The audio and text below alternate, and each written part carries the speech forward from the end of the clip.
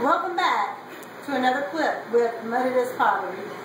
It is September the 20th and I'm getting ready to open up the kiln, and I haven't looked at the pots at all. It's been 24 hours and I have a friend that is with me and is ready to see what I have in the kiln, so let's get started.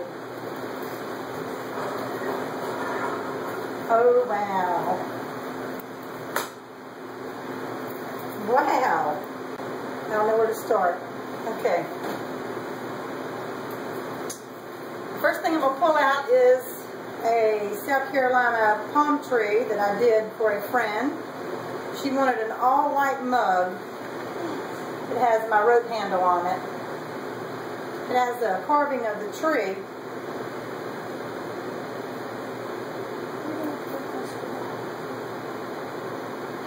And boy, I tell you, I used colonial white on this mug, and I must have really put it on thick. Just about covered up some of the tree. I did a few small yarn bowls. I used really red over Shino. I'm sure I showed some of you the bowls before, like this.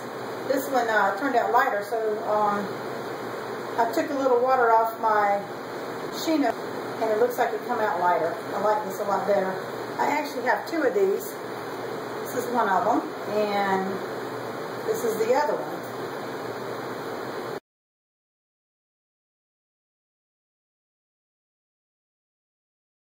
This is Trish's, and it is part of a set. There's 6 mugs that goes with this. This is the Opulence Red Shimmer with the leaf, which I think this is just gorgeous. It turned out gorgeous. But there is a thick drip right here where it stopped above the leaf. And I'm sure one of you potters out there will be able to tell me what to do. I hope you can see this, but I'll do a close-up picture so you'll be able to see what I'm talking about. That drip is real thick. It's got to be some way I can grind it down, smooth it out. But this is kind of exceeded my expectations in this piece. I have a base with blue rutile and red gold. It come out a little darker than what I thought it was, and I think that I'm using blue rutile and I dip that, so it's not brushed on, so I'm going to have to get used to that. It's a little bit thicker than what I wanted, and I'll probably end up having to thin it down, but for the most part, I think it's really pretty. And I hope my friend's wife is going to like this. Okay, the snowy plum I've been using. Now, this was put on very, very thick, and for some reason, it breaks white on the edges. And I don't really like that, but I like the inside, but I don't like the outside. This is the second piece I've done like this. I will have to contact Coyote and just ask them if this is just the way it's going to be. It's just kind of weird on the outside. I think maybe because I had decoration, that could have had something to do with it.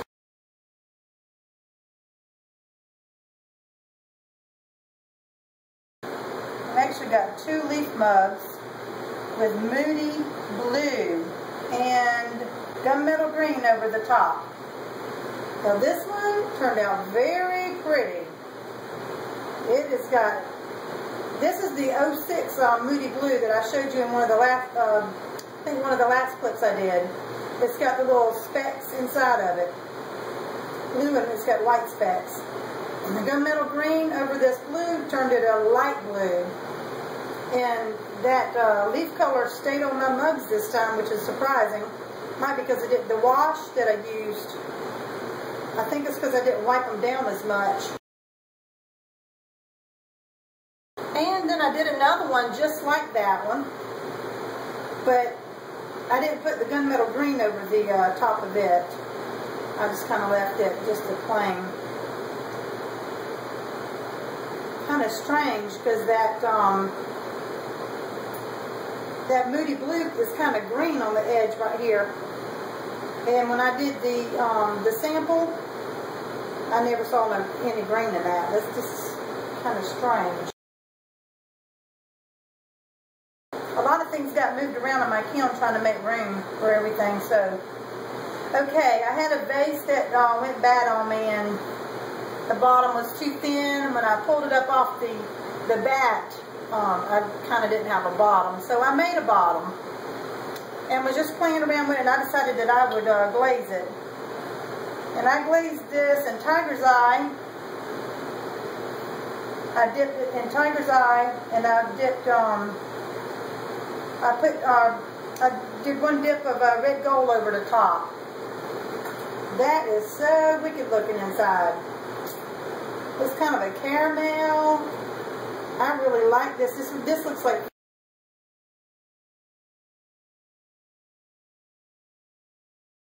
I have a red shimmer.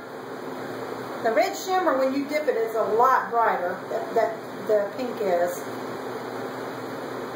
So this was dipped one time in red shimmer. I have another spoon rest that I did.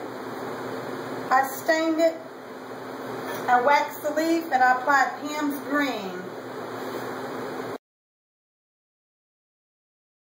I actually had 2 of those. Here's the other one. I must have put more Pam's green on this one than I did the other one. I don't have too much luck with this red gold. This is one dip, and it's on the texture, and it's just flat. I don't really know why this bowl turns out like this. It looks kind of like the like a wood-fired bowl in a way. There's no shine to this, whereas it usually is. A little vessel here that I did with red shimmer, and I put blue rutile on the decoration. That's here. And that blue rutile and that pink did make purple. Somebody told me that doesn't work that way in glazes. It did with this, because it is definitely purple on the top. It's like a lavender purple. Anyway, I don't know if I'm going to get that off of there. I don't see that something that really ran. I'll take the hammer to it in a little bit and tap it and see if I can get it off.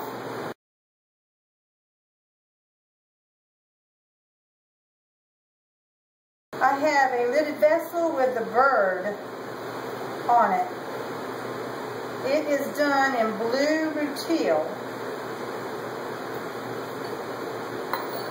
And I like it. This is one of the first lidded vessels I did, so it kind of just don't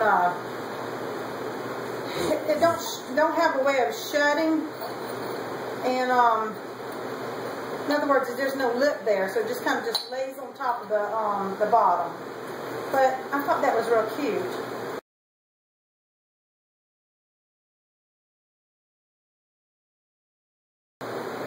I did a Moody Blue Star David mug. This is the way I wanted my friend's mug to look, their last kiln mug. But I wasn't sure about the blues, and I hadn't tested the blues, so I ended up using, I think it was Pam's blue, and it ended up a little grain in there, and I hated that. But anyway, this is what color it should have been to begin with. This is Trish's sugar dish that goes with her set. And this is eggshell in the Opulence brand. And a friend of mine had tried this, and so she had told me about this. I put this on really, really thick, because the last time I did it, it was just real thin on the top. And I'm afraid that it really ran this time. There's another little run right here, but that run isn't that bad.